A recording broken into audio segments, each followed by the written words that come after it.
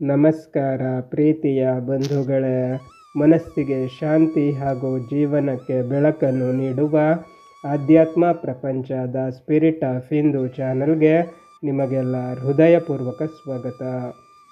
ಶ್ರೀ ವಾಲ್ಮೀಕಿ ರಾಮಾಯಣ ಬಾಲಕಾಂಡ ಸರ್ಗ 6 ಅಯೋಧ್ಯ ನಗರದ ಜನಗಳ ವರ್ಣನೆ.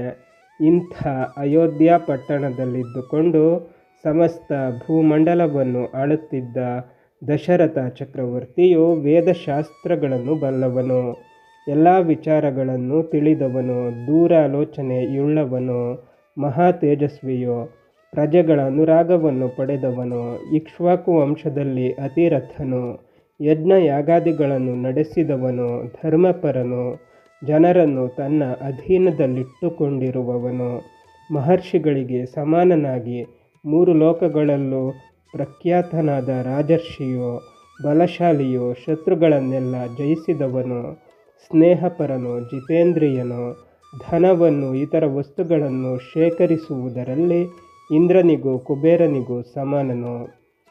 ಹಿಂದೆ ಮನು ಚಕ್ರವರ್ತಿಯು ಲೋಕಗಳನ್ನೆಲ್ಲ ಹೇಗೆ ರಕ್ಷಿಸುತ್ತಿದ್ದದೋ ಆ ಪ್ರಕಾರ ದಶರಥನು ರಾಜ್ಯವನ್ನಾಳುತ್ತಿದ್ದನು. ಸತ್ಯಸಂಧನು, ಧರ್ಮಾರ್ಥ ಕಾಮಗಳನ್ನು ಅನುಸರಿಸುತ್ತಿರುವವನು ಆದ ದಶರಥ ರಾಜನಿಂದ ಪಾಲಿತವಾದ ಆ ಪಟ್ಟಣವು ಇಂದ್ರನಿಂದ ಪಾಲಿತವಾದ ಅಮರಾವತಿಯಂತೆ ಕಾಣುತ್ತಿತ್ತು. ಆ ಪಟ್ಟಣದಲ್ಲಿ ಸಂತೋಷಯುಕ್ತರು, ಧರ್ಮಾತ್ಮರು, ಒಳ್ಳೆಯ ಶಾಸ್ತ್ರಜ್ಞಾನವುಳ್ಳವರು ಆದ ಮನುಜಶ್ರೇಷ್ಠರು ತಮ್ಮ ತಮ್ಮ ಧನಗಳಿಂದಲೇ ತೃಪ್ತರಾಗಿ ದುರಾಶೆಯಿಲ್ಲದೆ ಸತ್ಯಸಂಧತೆಯಿಂದ ಕೂಡಿರುತ್ತಿದ್ದರು. ಆ ಪಟ್ಟಣದಲ್ಲಿ ಹಸು, ಕುದುರೆ, ಧನ ಧಾನ್ಯಗಳನ್ನು ಸಮೃದ್ಧಿಯಾಗಿ ಹೊಂದಿದವರೇ ಹೊರತು ಅಲ್ಪಧನವುಳ್ಳ ಕುಟುಂಬಿಗಳು ಯಾರೂ ಇರಲಿಲ್ಲ. ಬಹುಕಾಮಿಯೇ ಆಗಲಿ, ಜಿಪುಣನೇ ಆಗಲಿ, ಕ್ರೂರಾತ್ಮನೇ ಆಗಲಿ, ವಿದ್ಯಾರಹಿತನೇ ಆಗಲಿ, ನಾಸ್ತಿಕನೇ ಆಗಲಿ ಅಯೋಧ್ಯೆಯಲ್ಲಿ ಕಾಣಬರುತ್ತಿರಲಿಲ್ಲ. ಗಂಡಸರು ಹೆಂಗಸರು ಧರ್ಮಶೀಲರು ಜಿತೇಂದ್ರಿಯರು ಆಗಿ ಸದಾಚಾರ ನಡತೆಗಳುಳ್ಳ ಕುಲದಲ್ಲಿ ಜನಿಸಿದವರಾಗಿ ಮಹರ್ಷಿಗಳಂತೆ ಶುದ್ಧರಾಗಿರುತ್ತಿದ್ದರು. ಕರ್ಣಾಭರಣಗಳಿಲ್ಲದವರು, ಕಿರೀಟವಿಲ್ಲದವರು, ಕಂಠಹಾರಗಳಿಲ್ಲದವರು, ಅಭ್ಯಂಗರ ಸ್ನಾನಾದಿಗಳನ್ನು ಮಾಡದ, ಚಂದನಾದಿ ಸುಗಂಧಗಳಿಂದ ಲೇಪಿತವಾದ ಶರೀರವಿಲ್ಲದ ಅಲ್ಪಭೋಗಿಗಳು ಯಾರೂ ಅಲ್ಲಿರಲಿಲ್ಲ. ಎಲ್ಲರೂ ಮೃಷ್ಟಾನ್ನವನ್ನು ಸೇವಿಸುವವರು, ಎಲ್ಲರೂ ದಾನಿಗಳು, ಸರ್ವಾಭರಣ ಭೂಷಿತರು. ಹೀಗಿದ್ದರೂ ಎಲ್ಲರೂ ಜಿತೇಂದ್ರಿಯರು. ಅಗ್ನಿಹೋತ್ರಗಳನ್ನು ನಿತ್ಯವೂ ನಡೆಸದವರಾಗಲಿ, ಯಜ್ಞಗಳನ್ನು ಮಾಡದವರಾಗಲಿ ಯಾರೂ ಅಲ್ಲಿ ಇರಲಿಲ್ಲ. ನೀಚ ಜನಗಳು, ಕಳ್ಳರು ಇರಲಿಲ್ಲ. ಅನ್ಯರ ಸ್ವತ್ತಿನಲ್ಲಿ ಯಾರೂ ಪ್ರವೇಶ ಮಾಡುತ್ತಿರಲಿಲ್ಲ. ಬ್ರಾಹ್ಮಣರೆಲ್ಲರೂ ಜಿತೇಂದ್ರಿಯರಾಗಿ ಅವರ ಕುಲಕ್ಕೆ ಯೋಗ್ಯವಾದ ಕರ್ಮಗಳಲ್ಲಿ ನಿರತರಾಗಿ ದಾನಶೀಲರು, ಅಧ್ಯಯನಶೀಲರು ಆಗಿದ್ದರು. ನಾಸ್ತಿಕನೂ ಸುಳ್ಳು ಹೇಳುವವನೂ ಇರಲಿಲ್ಲ. ಎಲ್ಲರೂ ಅನೇಕ ಶಾಸ್ತ್ರಗಳನ್ನು ಅಭ್ಯಾಸ ಮಾಡಿದವರು. ಅಸೂಯೆ ಪಡತಕ್ಕವನು, ಸಾಮರ್ಥ್ಯವಿಲ್ಲದವನು, ವಿದ್ವಾಂಸನಲ್ಲದವನು ಯಾವನೂ ಆಗ ಇರಲಿಲ್ಲ.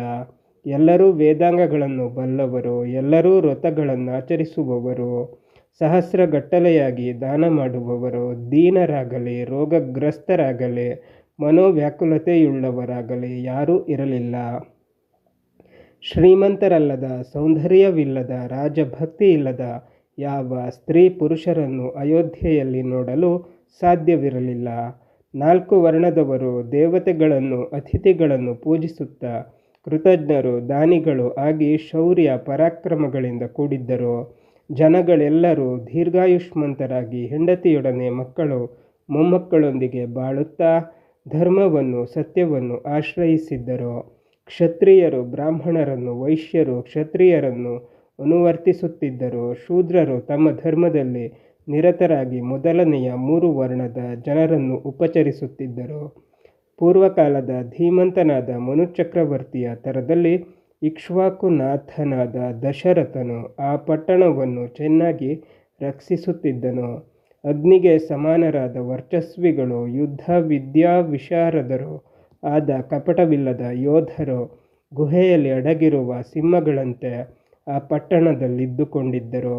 ಕಾಂಬೋಜ, ಬಾಲ್ಹಿಕ, ವನಾಯು, ನದಿ ಭೂಮಿ ಈ ದೇಶಗಳಲ್ಲಿ ಹುಟ್ಟಿದ ಉತ್ತಮವಾದ ಕುದುರೆಗಳು ವಿಂಧ್ಯ ಪರ್ವತ ಪ್ರದೇಶಗಳಲ್ಲೂ ಹಿಮವತ್ ಪರ್ವತ ಪ್ರದೇಶಗಳಲ್ಲೂ ಹುಟ್ಟಿದ ಬಲಶಾಲಿಗಳಾದ ದೊಡ್ಡ ಮದ ಗಜಗಳು ಐರಾವತ, ಮಹಾಪದ್ಮ, ಅಂಜನ, ವಾಮನ ಎಂಬ ದಿಗ್ಗಜಗಳ ವಂಶೋತ್ಪನ್ನಗಳಾದ ಆನೆಗಳು, ಭದ್ರ, ಮಂದ್ರ, ಮೃಗ ಎಂಬ ಜಾತಿಯ ಆನೆಗಳು, ಅವುಗಳ ಸಂಯೋಗದಿಂದ ಉತ್ಪನ್ನವಾದ ಭದ್ರ, ಮಂದ್ರ, ಭದ್ರಮೃಗ, ಮೃಗಮಂದ್ರ, ಭದ್ರ ಮಂದ್ರಮೃಗ ಎಂಬ ಸಂಕೀರ್ಣ ಕುಲದ ಆನೆಗಳು ಆ ಪಟ್ಟಣದಲ್ಲಿ ಹೇರಳವಾಗಿದ್ದವು.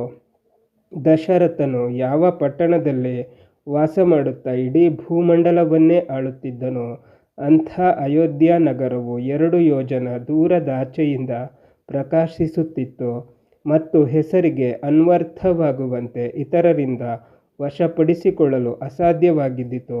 ನಕ್ಷತ್ರಗಳ ಕಾಂತಿಯನ್ನು ಚಂದ್ರನು ಹೋಗಲಾಡಿಸುವಂತೆ ಶತ್ರು ರಾಜರನ್ನೆಲ್ಲ ಸದೆಬಡಿದು ಮಹಾ ತೇಜಸ್ವಿಯೂ ಮಹಾತ್ಮನೂ ಆದ ದಶರಥ ರಾಜನು ಆ ಪಟ್ಟಣವನ್ನು ಪಾಲಿಸುತ್ತಿದ್ದನು.